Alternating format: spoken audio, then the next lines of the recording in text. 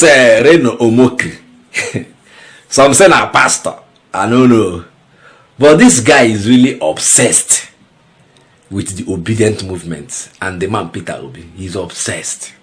I don't know whether na hatred from, where will I even say this hatred is coming from?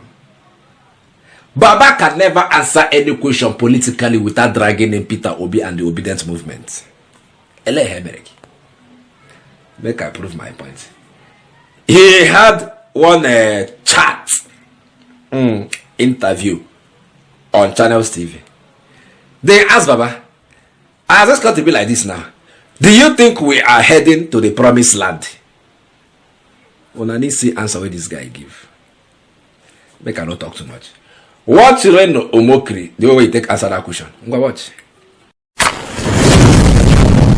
Now, if you look at where things are today in Nigeria, Mr. Omokri, do you think that Nigeria is on course to that great country that all of us, I dare say, dream about?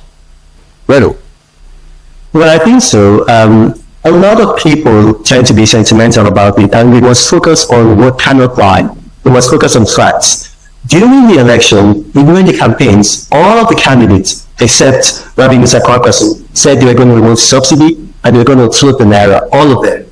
And that's what we expected, because the Buhari regime ought to have done that. They didn't do that. They kept on borrowing $1.5 billion every month to sustain the naira at the level, so the naira at the way that it was. And then we're also borrowing to sustain fuel subsidy.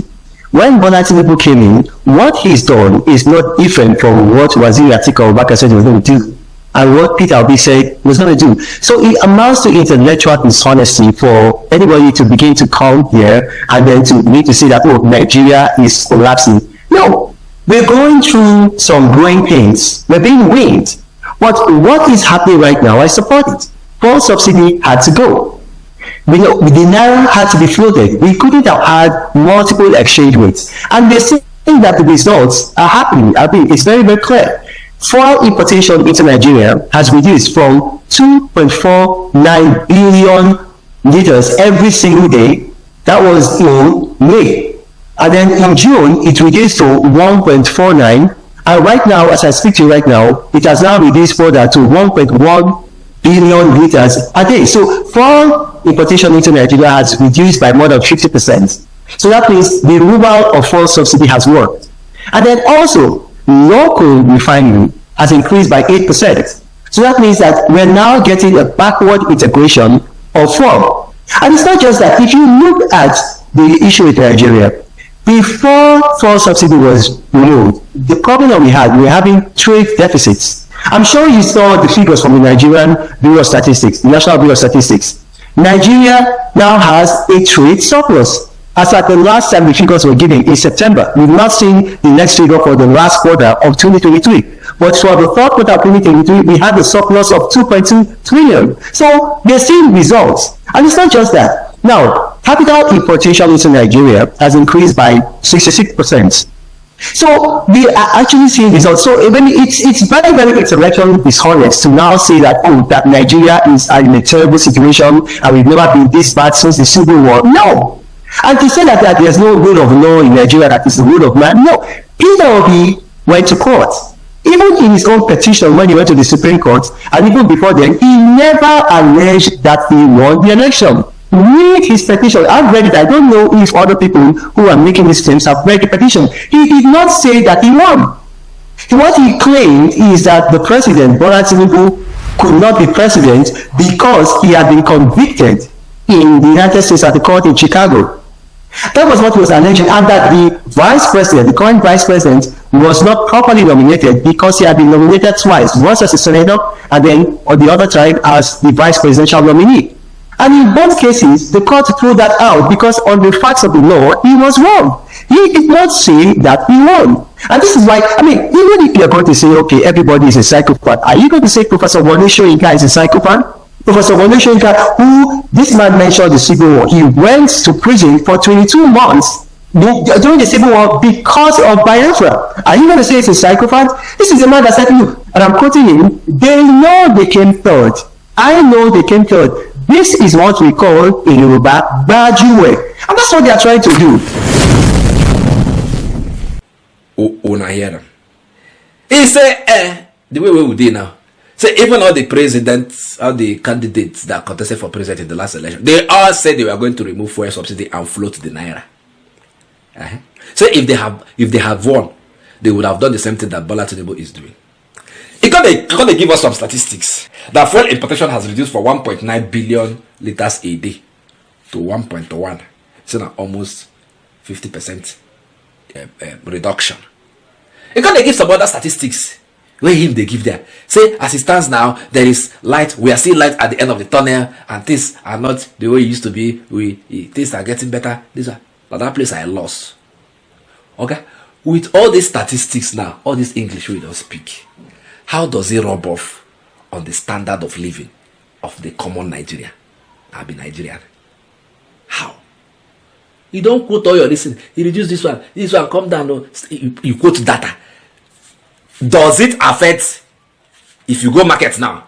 You go buy something, you go cheap, just like we used to buy before. Prices of goods in the market, has it come down? The value of dollar to naira, as the bit way naira they collect on top dollar, has it been resolved?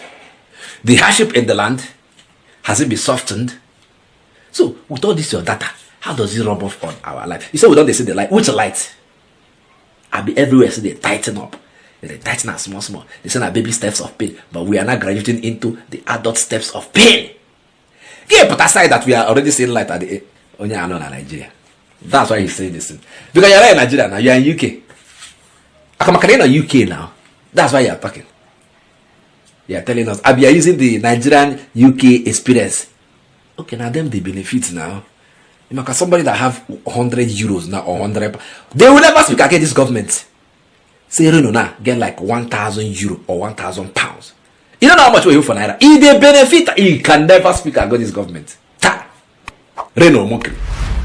I hear you. Now why did they talk like this now? Why did they talk like this? Hey, we are saying now only have they say the lie too. Because the money now in foreign currency carry on Nigeria now big money.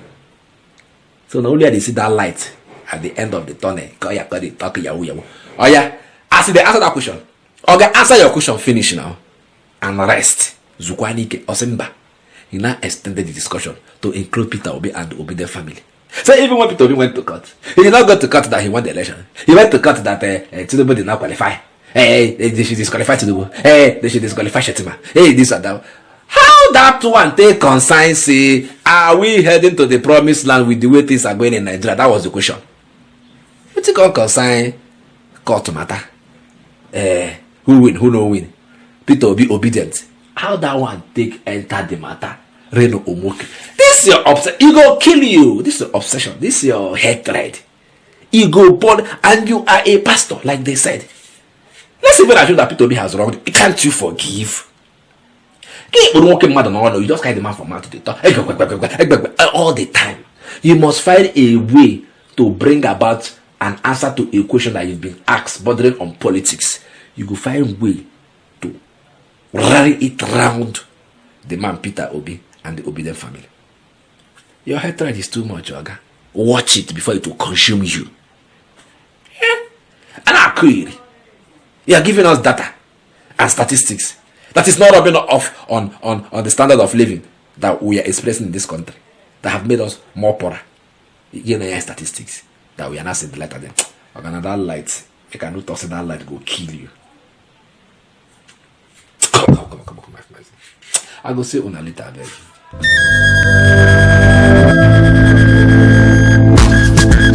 For centuries, the Ijele has been a revered masquerade in Igbo land, a predominant tribe in southern Nigeria.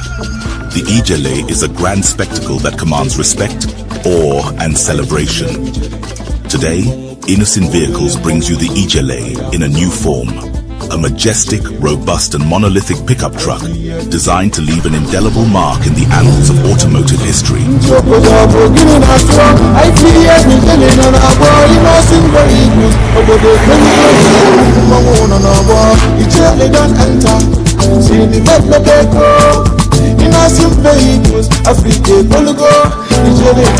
The Innoson Ijele is equipped with a powerful 3.0L turbo engine and 4WD to conquer any terrain with ease.